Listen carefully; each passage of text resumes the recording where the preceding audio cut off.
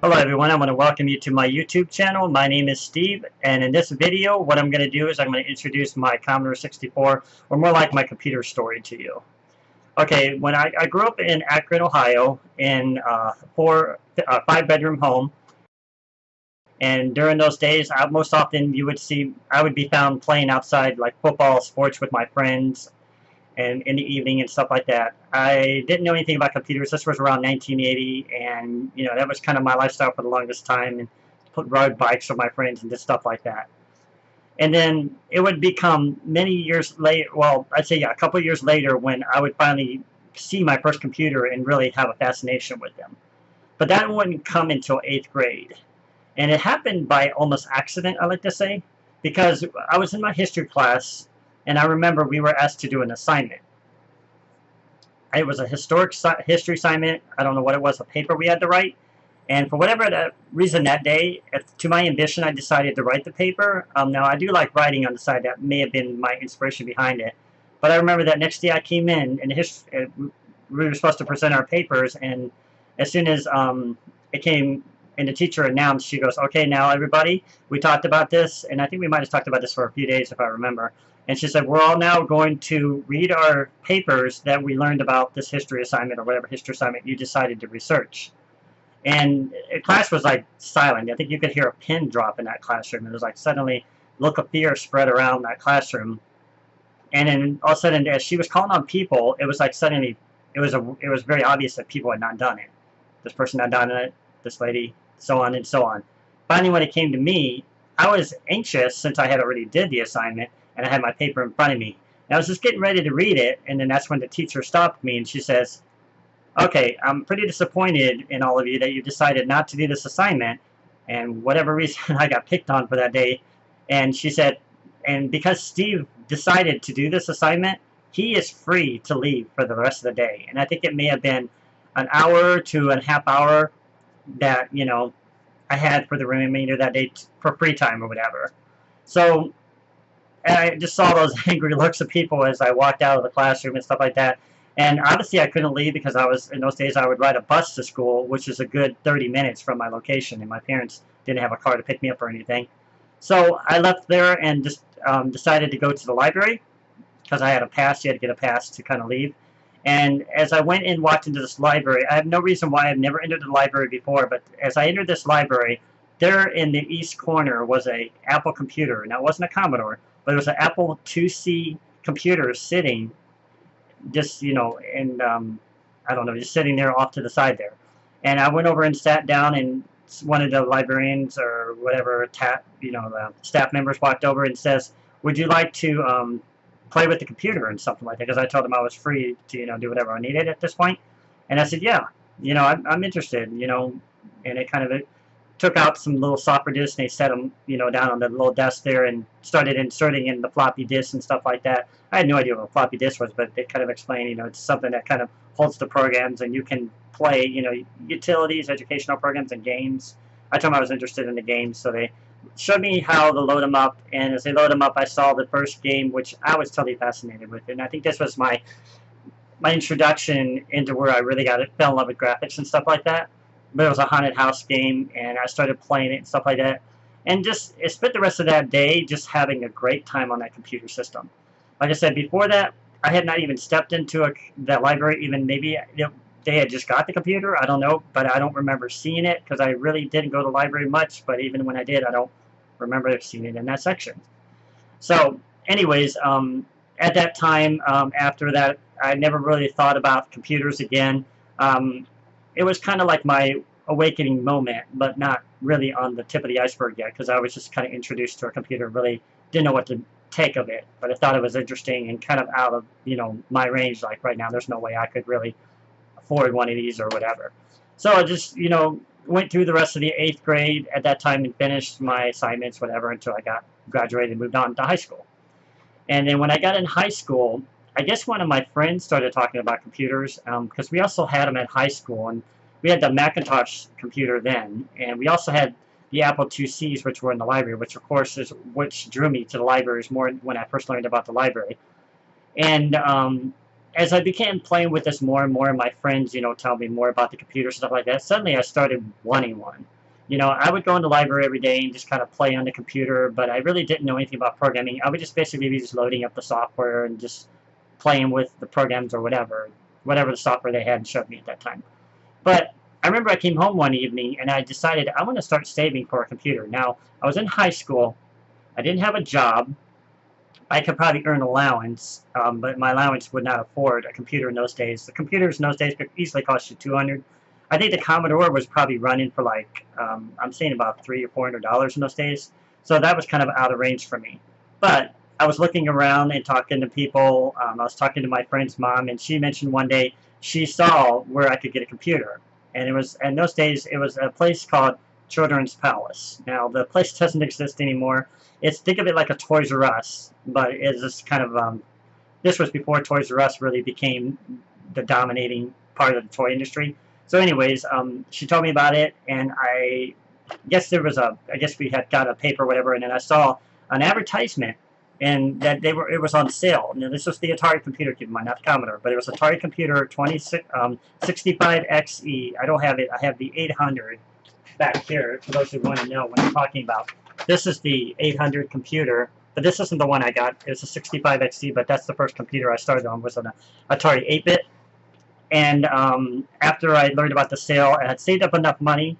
My friend's mom was generous enough to drive me and her son, Nick, to the Children's Palace. And I remember going in there, and that was the first time I've ever really been in a computer store. Well, computer, toy store, whatever you want to call it then. I was totally blown away. I just started walking around seeing games and software, because I was already introduced to software, and became more and more intrigued, you know. And then finally, my destination was to find this computer, and I found it there. I think it was like $99. If I'm not mistaken, I know it was pretty darn cheap. I have it written down in my journal somewhere, so maybe I'll look it up later and, you know, add that down here. Because I used to keep a journal when I was a kid and kept track of all my Atari programs, Commodore programs.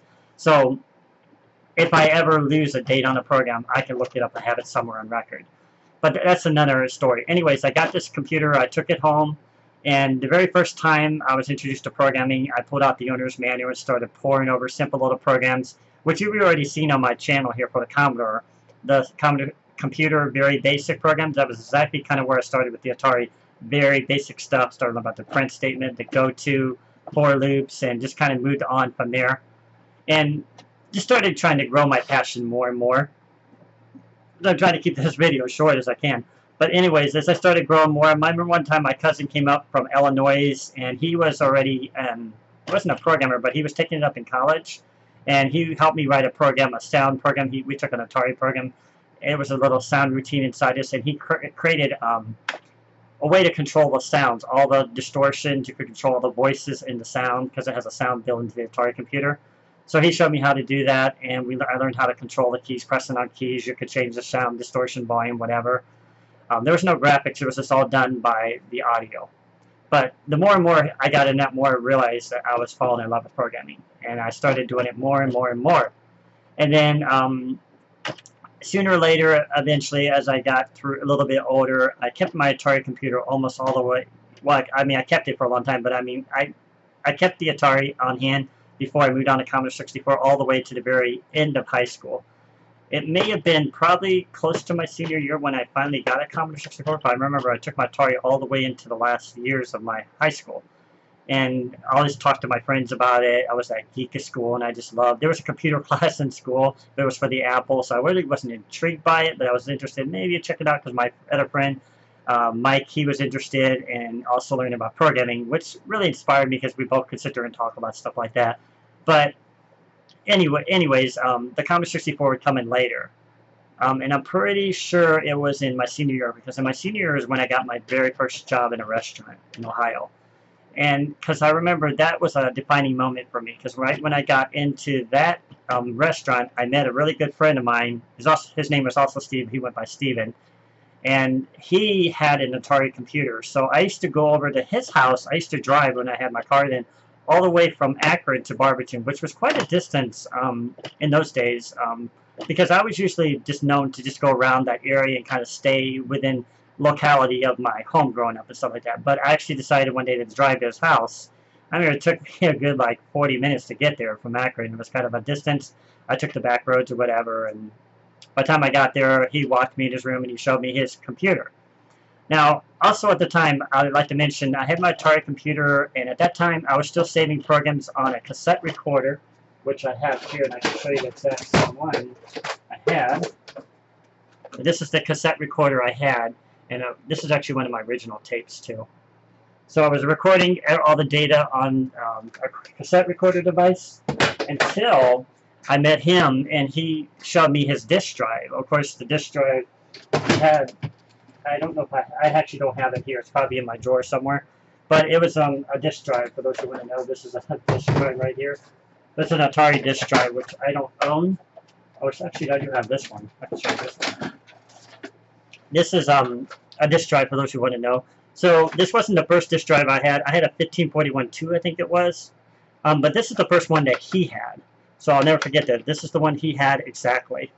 So the same model and unit and everything. And he started showing me the advantage of, you know, loading programs from a diskette. Now, I didn't know anything about diskettes. I mean, just from what I learned in the library, but really didn't know the potential of saving data much faster on a diskette. But he taught me that, and as I started learning, I really became more and more really wanting to get a disk drive. Now, in those days, easily a disk drive could cost $200 to $300, and of course, I could not afford that. So again, because I was a penny pincher and kind of, you know, I was working my first job or whatever, I started saving up for my very first disk drive. Now, I know the story's kind of been Atari-based, Apple-based, whatever, but this was my generation. This is where I came from.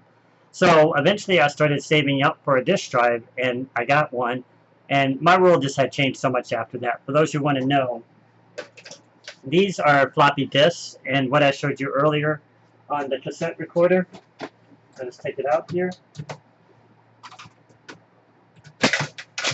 This is the difference. So this is the data I had saved before. It was on a cassette recorder. This is how you recorded data back in the days, on an actual cassette. And then later they moved to something called a floppy disk. This was before CDs and hard drives and all this stuff. So that's how the data was saved. I saved a lot of my programs on the Atari computer. And all the ones I had on cassette, I loaded them in, and I started transferring them to diskettes, and I started buying floppy diskettes, and I started buying a lot of Atari books.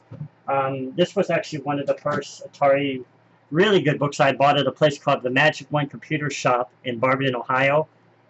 Thanks to my friend telling me that there was a computer shop that actually where he got his first computer at, and you know, I could buy books and stuff like that. And then of course they had stuff like the Compute magazine and stuff like that. You could go and buy these. They had other Atari magazines, analog, which I have over here in the background and stuff like that. But anyways, I would get more and more involved with computers. And then much later, I had bumped into a friend. I may have missed this in the story because I think I was still in high school. Yeah, I must have still been in high school here. And his name was Jason, and he told me that he had bought, I don't know, maybe I ran him in the halls or something like that. He said he had just bought a Commodore 64 computer. And he started telling me about it, and he said, man, this thing is so cool. It's got the most incredible games, and it's got the best graphics you have ever seen. Now, keep in mind, in those days, this was in the days before Nintendo. This was in the days before Xbox, before any of those other consoles that even hit the market. The Commodore 64 was the king of the world, and that's no joke. You can look it up, wiki it online, and they'll show you that Commodore 64 was the best-selling computer in its generation. It had sold millions and millions of units or whatever, and it went on to make the Amiga and the other Commodore computers, stuff like that. But he was telling me all about how this computer is so incredible in the graphics, and he was telling me about, you know, he wanted me to see it. So he was he was the only one in his family that owned the computer. He didn't have any brothers and sisters, so apparently he got things better than I did, because I was raised in a family of, you know, 2 brothers and a younger sister. So by 2 parents, of course. So anyways, he just said that one day he's going to invite me over and I'll be able to see this computer, and he wanted to show me his games and stuff like that. And maybe it was more bragging rights or anything, I don't know. But I remember I had waited. Yeah, I don't know how long I waited, but I remember moments and just times in my life just wondering if he was ever going to follow through with his commitment. Because I waited and waited and waited, and I would sit there and talk to him in the hall, stuff like that. And he would just tell me, you know, this isn't a good time or whatever. It took a long time before I finally got to see that computer. finally, whether it was a month, 2 months later, I don't know, I remember he invited me over. He had time or whatever, and I walked in his house, which was not too far from me. Actually, strangely enough, it was right behind where we lived at. And I basically shortcutted through the fences to get over there because there were walls that kind of ran through the houses there. So, anyways, by the time I got over there, his mom came to the door, and he was there, and she said, or no, he was in the back. She said, okay, Jason's in the back. You can go see him now. And I walked through the living room, kind of a smaller house. This was a smaller house than the one we grew up in. And there in the very back, all the way to the east wall, sitting in his corner, was a computer, a Commodore 64 computer. As I walked closer to it, I remember this is the one thing that really blew my mind.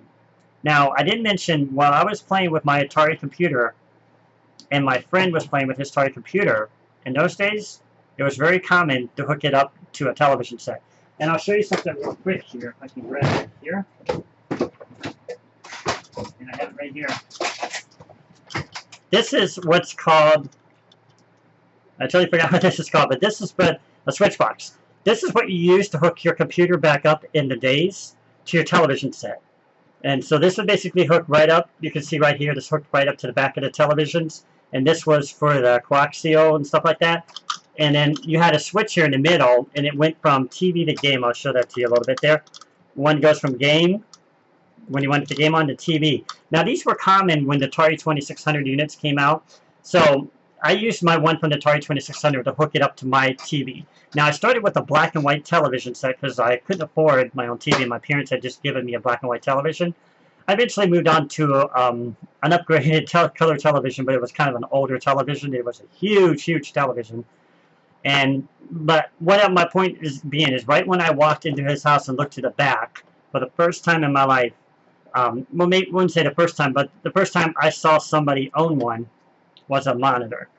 And that blew me away. When I saw him in background and he had his computer, basically you can imagine a Commodore 64 computer just sitting there in front of the monitor on a desk there, I was blown away. And he was just showing me the game Ghostbusters and stuff like that.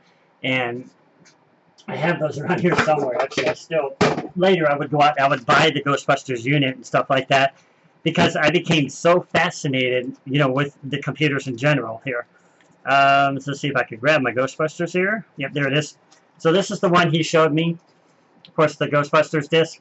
Right when I saw this game, I was just totally blown away. He had some better games, and he wasn't really into programming or anything. But I remember when he finally did show me some programming, I saw the blue screen, which is similar to the Atari screen. The Atari also has a blue-ready screen, and the Commodore has its own blue-ready screen. And he started typing in stuff on the computer, and all of a sudden, syntax error. And he started trying to type his name, he'd maybe do a few cuss words and stuff like that. And he just kind of laughed as he hit enter. He says, see, it's stupid. It doesn't really know anything and stuff like that. He said, but that's why games are here, because games are going to make the computer smarter. Well, of course, he wasn't into development, he wasn't into programming, and in those days, it was very common for many high school students and many junior high school students and even, elementary kids to not have any interest in computers. This was the very first introduction to the world of home computer systems. Now, Apple, of course, came first, and we had the ATT computers or whatever, and eventually, where we got to the Commodore 64. But even in those days, and I was just barely fresh out of high school, the computers were not mainstream. They're not everywhere. There was no such thing as mobile technology or anything like that. So it was really interesting to see how these systems were basically ruling the world. Now, had I been a little bit more, I'd like to say, devoted, or just more, I can't think of the word right now, but just more committed to trying to pursue a career in these, I probably would have went to college when I should have, but I didn't.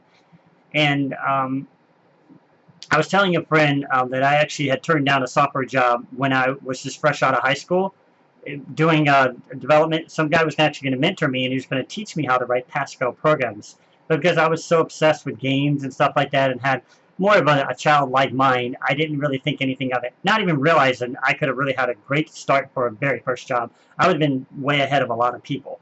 But I had no idea what I was doing. And I was so obsessed with just the games and creating my own games, and that's when I just totally fell in love with gaming. Now, gaming would have probably been a great, career in those days, and easily, no joke, if you really knew, like, programming and really know how to write games, you could easily get paid 100 grand a year. And that's no joke. You can look it up. There's actually a book I have. It's called Hackers, where there's a guy who wrote some Pac-Man clone or whatever. He was paid over 100 grand to write the program, and he's living in like a really luxurious place in California. But anyways, that's just another story. But I just wanted to kind of share that story with you, just to let you know that that's where my first introduction came. After I learned about the Commodore 64, I started wanting to save up for my first Commodore 64 system. Now, one of the first things I remember trying to do is I was planning to sell my Atari computer to trade it, or maybe trade somebody for a Commodore 64. I was really determined to get my own. Because think about it, not only did I have to get a Commodore 64, which could cost, you know, $200 or $300, I also had to get a disk drive to get it running, plus I had to get software, and that was going to cost a lot of money. In those days of making a minimum wage of $3.35 an hour, it wasn't going to come easy at all. But eventually I did. Eventually I got my first Commodore 64. It must have been around 1989, because that's the first time I wrote a game on the Commodore 64. It wasn't my very first game on a computer, but it was just my first Commodore 64 game, one you already saw on my channel here. But I remember that was the moment when my life was going to change. And because I was connected with people like Jason and other people, I mentioned this earlier, but he had a Compute magazine one time that he let me borrow. It wasn't this one, but there was games in here. And I'll show you an example here. You could type in these listings, and you could just run the little software and stuff like that. But like I said, Jason wasn't totally into typing in programs, but these are some of them. This is one that's called Climber 5. You can see the Commodore 64 version there of Climber 5. It's in the center there. And I have that still running on, you know, still on my disk where I could load it and show it to you once I get my Zoom floppy working or whatever. But I started learning to type in all these listings, and this was also the time when I was still going to libraries, and I spent a lot of times in libraries getting Atari books and typing a lot of Atari stuff. And eventually, once I got the Commodore 64, I would go to the library and, of course, look for Commodore 64 books. Now, many of these books I have up here, and I've demonstrated and showed you this before.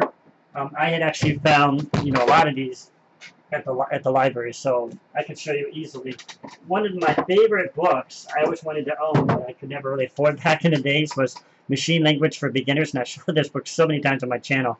This book allows you to write your very first machine language programs, and I became really intrigued about trying to, you know, like build my own games and probably start making money, or, you know, maybe get a job as a game developer when my mind finally started settling in on the potentials of all that. But yeah, these are a lot of the books, and I got these on eBay. I got a real fortunate deal one time, and I became the fastest bidder on it to win all those books. Very fortunate. But anyways, I wanted to share that story with you, not to make this video too long, but that was my first journey in the Commodore 64, and I still have all these programs sitting somewhere on these discs. I mean, not somewhere. I mean, I know they're all labeled in here. I showed you before that these are kind of labeled. You can kind of see there's some little labels and stuff like that, programs on there. And many of these are on my website and stuff like that, but once I get my Zoom floppy working, which is basically, for those who want to know, it's just a little hardware device that you can plug in from your Commodore 64 to your computer, your PC computer. Then I'll be able to start taking a lot of these programs on these disks and hopefully getting them transferred to the PC, downloaded to the PC computer, so I can start showing you all the software and stuff I played with and all the programs I ever wrote. Like I said, like many of these are already on my website. I could probably put a link if you want to see those, but I just have the screenshots. I don't really have the actual programs. A lot of people are asking me also for more programs that they can, you know, run in like in device emulator and stuff, C64 emulator and stuff like that. And I have to sit there and type them in by hand because I don't have any way of transferring them without getting a device to be able to download them. So even back in those days, I still typed a lot of things in by hand before I had my very first disk drive, or before I even had my first cassette unit and had to turn it off and had to, I think that's what got me started writing down a lot of stuff. But anyways, I hope you guys enjoyed this video. I'd like to hear your stories and tell me kind of where your journeys began. But yeah, that was my little computer journey to tell you kind of like where I went. And eventually, I could probably fast forward a little bit. Eventually, I would go to the University of Akron, and I would enroll in computer programming, and that's when I really got my eyes opened up to the world of professional programming and stuff like that. And I'm just going to leave it there. That was still in Ohio, and eventually I got my degree out here in Arizona. But yeah, I hope you guys enjoyed this little video into my world and showing you, you know, what the Commodore 64, what it was all about, where all my first passions came from, and how it all led, I like to say, by accident. So yeah, please like and subscribe this channel. And I mentioned this many times, and well, a few times I think already, but I'm going to mention it again. So currently, I'm still working on getting all the programs, and I lost my book, but it's my owner's manual here for all the very basic Commodore 64 programs and stuff like that. And I was just wondering if you guys, once I finish this book, which is driving me nuts, which I don't know where it is right now, once I finish that book, I'd like to start moving on to some other stuff, and as I mentioned, start going through some of these, you know, just some of these different stuff in here. Let me know if you guys are interested in me trying to start pulling out one book and just trying to start recreating it and trying to rewrite it in my own way and try to get it on, you know, show you tutorials and demos, just kind of like the very basic tutorials I've done. So in order for me to be able to do this, I'm asking for some committed subscribers. I'm looking for some more people to subscribe and more people to like the channel, and let's try to get the Commodore 64 going, because my channel's been around here for a long time, but I just don't feel like maybe I've reached the market.